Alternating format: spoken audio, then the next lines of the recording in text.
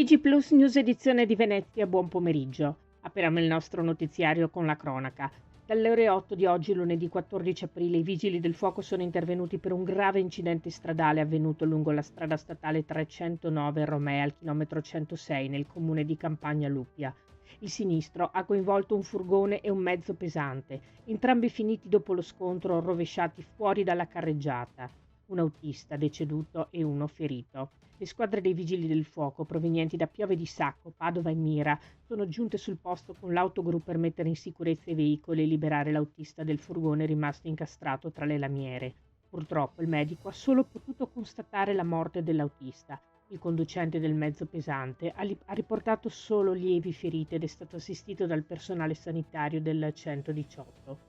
Sul luogo dell'incidente sono intervenuti anche la polizia stradale e il personale di ANAS per gestire la viabilità e avviare gli accertamenti sulle cause dell'accaduto. La strada statale 309 è rimasta temporaneamente chiusa al traffico per consentire le operazioni di rimozione del mezzo pesante.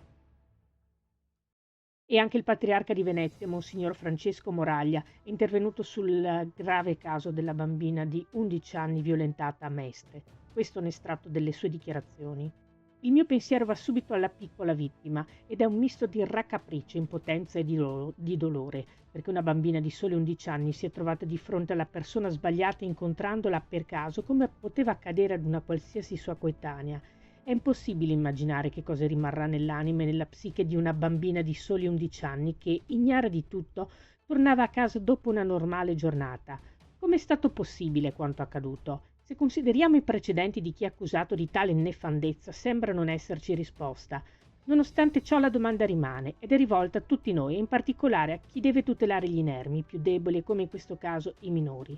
La pena poi, per chi compie atti di tali gravità, oltre ad essere adeguata, deve mirare alla rieducazione e prevedere un concreto percorso volto a evitare il ripetersi di fatti analoghi, tenendo altresì conto delle sofferenze inflitte alle vittime con ferite che non si rimargineranno mai del tutto. Ancora cronaca, ma cambiamo argomento. Prosegue il controllo economico del territorio nell'approssimarsi delle festività pasquali da parte della Guardia di Finanza di Venezia, che ha portato al sequestro di 1 tonnellata di stoccafisso privo di etichettatura e tracciabilità. In particolare i finanzieri di Jesolo, durante un controllo su strada, fermavano un veicolo commerciale non coibentato, recante targa est europea, condotto da un soggetto italiano, al cui interno erano custoditi prodotti ittici su vari bancali. Dal riscontro della documentazione esibita dal conducente venivano individuati 53 sacchi contenenti complessivamente 1060 kg di stoccafisso norvegese totalmente privo di etichettatura di tracciabilità e carente di controlli sanitari occorrenti ai fini della vendita subito dopo la pesca.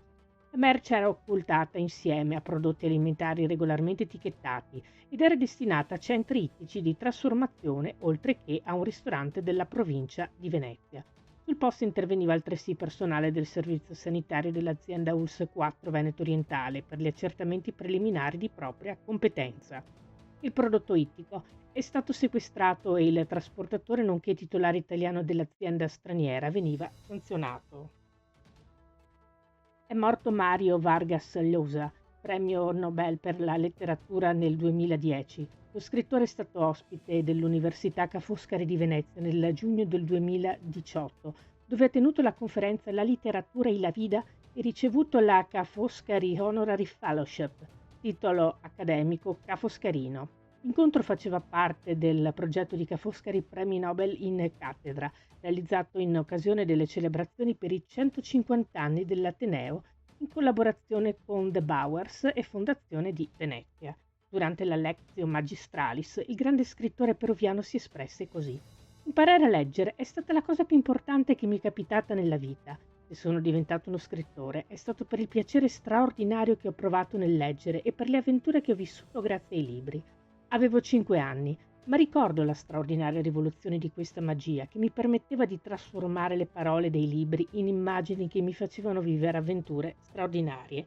Si chiude qui il nostro notiziario. Grazie per averci seguiti. Arrivederci.